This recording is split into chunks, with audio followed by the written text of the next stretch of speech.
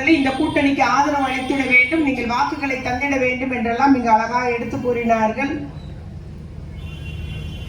முதலமைச்சர் அவர்கள்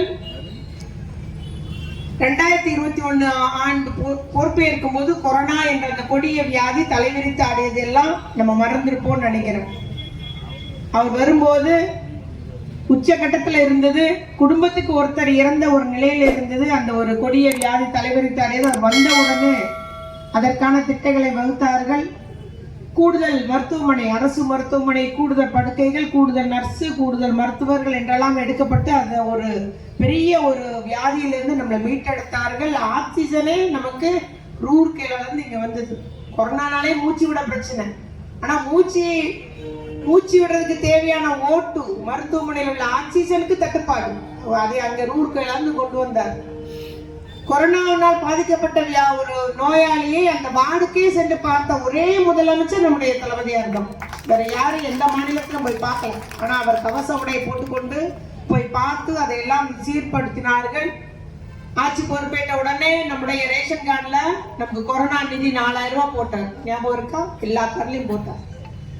அதற்கு முந்தைய ஆட்சியாளர்கள் என்ன செஞ்சாங்கன்னு நினைக்கிறோம். மத்திய அரசா, ஒன்றிய அரசா இருக்கட்டும், மோடி அரசா இருக்கட்டும், எடப்பாடியா இருந்தா என்ன செஞ்சாங்க?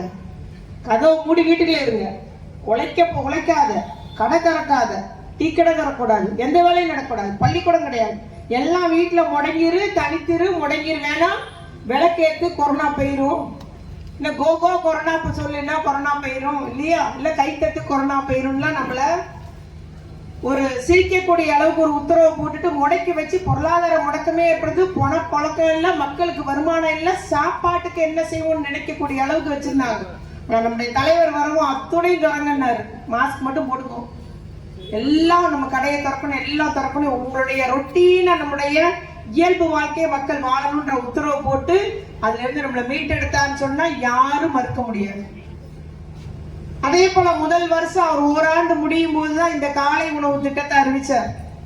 அவர் வந்த உடனே விடியல் பயணம், மகளிருக்கு இலவச பயணத்தை தொடங்கிட்டாரு. ஆனா அடுத்து ஓராண்டு முடியும் காலை உணவு திட்டம் அறிவிக்கப்பட்டது. அதெல்லாம் வாக்குறுதியில கிடையாது. அதனால நம்முடைய தலைவர் சொன்னதையும் செஞ்சிருக்கிறாரு, சொல்லாத திட்டத்தையும் செஞ்சிருக்கிறார். வாக்குறுதியாக சொல்லாத திட்டங்களை நல்ல முறையில நிறைவேற்றி வருகிறார். அப்போ எல்லா பத்திரிகைகளும் அவரை சிறந்த முதலமைச்சர், இந்தியாவிலேயே சிறந்த முதலமைச்சர் என்று அவரை பாராட்டினார்கள். அப்ப நம்முடைய முதலமைச்சர் மெத்த பணிவோடு சொன்னார் நம்முடைய தளபதி அவர்கள், நான் சிறந்த முதலமைச்சர் என்று பெயர் எடுக்க நான் விரும்பவில்லை, இந்த மாநிலம் முதன்மை மாநிலமாக வரணும். தமிழ்நாடு நல்லாவே தெரியும். கிட்டத்தட்ட நம்ம திராவிட முன்னேற்ற கழக தலைவர் முதலமைச்சர் தலைவர்கள் அவர்கள் ஆட்சி அமைந்து தேர்தல் வரப்போகுது. இன்னும் நல்லா பார்த்தீங்கன்னா 23ஆம் தேதி, அடுத்த மாதம் 23ஆம் தேதி தேர்தல். இன்னும் ஒரு 33 நாள் தான் சராசரி இருந்தாலும் அதுக்கு என்னென்ன பணிகள் செய்ய வேண்டும். ஏற்கனவே தமிழக மக்களுக்கு பல்வேறு பணிகள் செய்து முடிச்சாச்சு. தேர்தல் நேரத்தில் நம்ம கழக தோழராக இருக்கட்டும், அனைத்து கூட்டணி கட்சி தோழராக இருக்கும், பல்வேறு வழியில் அவங்க நம்ம தேர்தல் வெற்றிக்காண்டி பாடுபட்டு கொண்டு வராங்க. இப்போ நம்ம என்ன செய்யணும் அப்படின்னா, ஏற்கனவே தமிழ்நாட்டில் 4 அணி ஆயிட்டு பல்வேறு கட்டங்களாக, அதாவது தேர்தல் தான் வருவாங்க, உங்களுக்கு நல்லா தெரியும். அதை ஏற்கனவே தமிழ்நாட்டில் ஆண்ட கட்சி அதிமுக இருந்தாலும் சரி, அது கூட இப்போ அதிமுக கட்சி தற்சமயம் அதாவது ஒரு ஏலம் எடுப்பாங்க, டெண்டர் எடுக்கிற மாதிரி. இப்போதைக்கு டெண்டர் எடுத்திருக்க பிஜேபி கட்சியாக இருந்தாலும் சரி, புதியதாக வந்திருக்க தாவாக்க உள்ளிட்ட எந்த கட்சியாக இருந்தாலும் சரி, தேர்தல் நேரத்தில் வேட்பாளரே அவங்களால செலக்ட் பண்ண முடியல. பல்வேறு கட்டங்களாக வேட்பாளர் செலக்ட் பண்ணாலும் இங்கே வாக்கு வங்கி வாங்கிக்கலான்னு வராங்க. தமிழ்நாட்டில் என்னென்ன செய்ய முடியுமோ நம்ம முதலமைச்சர் அவர்கள் தலைமையில் பல்வேறு நலத்திட்டங்களாக அதை எல்லாருக்கும் எல்லாம், அதாவது ஒரு உதாரணத்துக்கு பிறந்த பிள்ளைனா கர்ப்பிணி பெண்களுக்குள்ள திட்டத்தை சொல்றேன். பிறந்த பிள்ளையிலிருந்து 70 வயசு முதியவர் வரைக்கும் நம்ம கழக தலைவர்கள் ஆட்சியில் சிறப்பாக இடம்பெற்று நடைபெற்று கொடுக்கு. அது மாதிரி எந்தெந்த பகுதிக்கு என்ன வேலை வேணும், முன்னாடி சொன்ன மாதிரி